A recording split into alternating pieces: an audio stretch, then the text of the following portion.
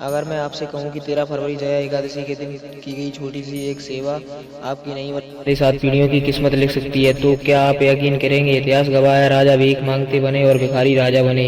सब कुछ एक ही दिन पुण्य से बदल गया। लेकिन ध्यान रखना, यह उपाय सबके लिए नहीं है और जो इसे अधूरा करता है उसका फल उल्टा भी हो सकता है। आज मैं आपको बताने वाला हूँ जया एकादशी का वह गुप्त रहस्य जो आज तक मंदिरों में भी खुलकर नहीं बताया जाता है। वीडियो को अंत तक देखना, क्योंकि अंत में वह गलती बताऊंगा जो 90% लोग कर बैठते हैं और फिर कहते हैं वह काम नहीं करता। जया एकादशी का महत्व, धीरे धीरे कथा में प्रवेश। जया एकादशी कोई साधारण एकादशी नहीं है। शास्त्रों में इसे पाप विनाशिनी कहा गया है।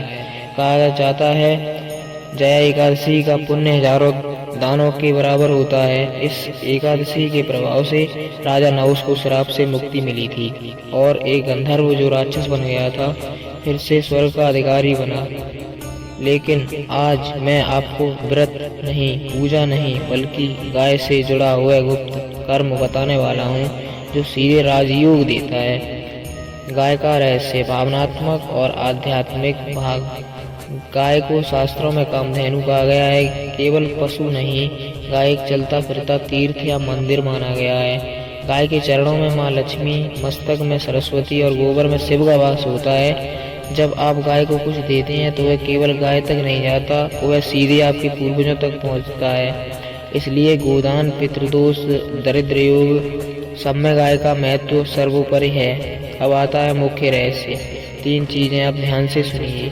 13 फरवरी जया एकादशी का दिन अगर आप गाय को ये 3 चीजें मिलाकर देते हैं तो इसका प्रभाव सिर्फ आप पर नहीं, आपकी आने वाली 7 पीढ़ियों पर पड़ता है। पहली चीज, गेहूं या आटा।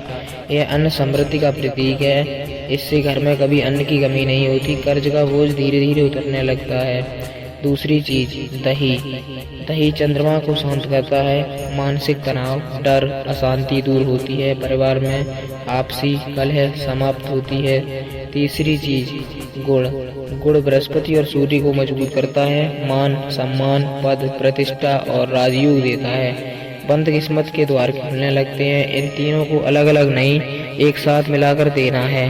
विधि बहुत सरल लेकिन गुप्त है। सुबह स्नान करें, मन में किसी का अहित न सोचें, गाय के सामने खड़े होकर केवल इतना बोलें, हे गौ माता, मेरे जाने अनजाने में जो भी मुझसे भूल हुई हो या पाप हुए हों, मेरे पापों को और भूल को कृपया मुझे क्षमा करें और मेरी आने वाली संतानों की रक्षा करें। कोई मंत्र नहीं, कोई दिखावा नहीं, बस श्रद्धा।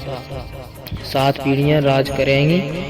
इसका अर्थ, अब लोग पूछते हैं क्या सच में 7 पीढ़ियां राजा बनेंगी? ध्यान से समझिए। राज करने का मतलब धन की कमी न हो, समाज में मान सम्मान हो, निर्णय लेने की शक्ति हो, कोई आपके परिवार को दबा न सके।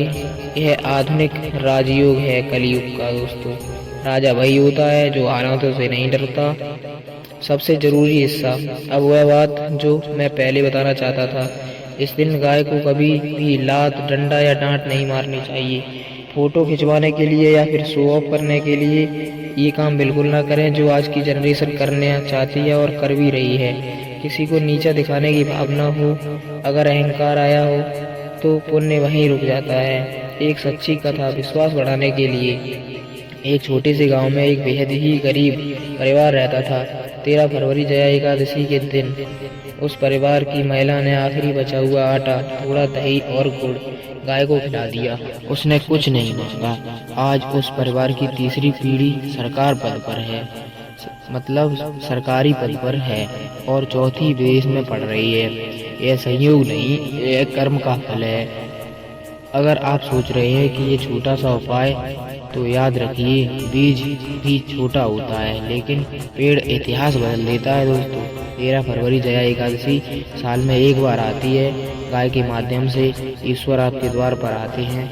निर्णय आपका है, ये आपको क्या करना है दोस्तों। ये जानकारी और वीडियो हमारी आपको पसंद आई हो तो वीडियो को लाइक, चैनल को सब्सक्राइब करके अपने दोस्तों के पास शेयर अवश्य करें और बेल नोटिफिकेशन ऑल पर सेट कर लें ताकि आने वाली वीडियो का नोटिफिकेशन आपके पास सबसे पहले पहुंच सके।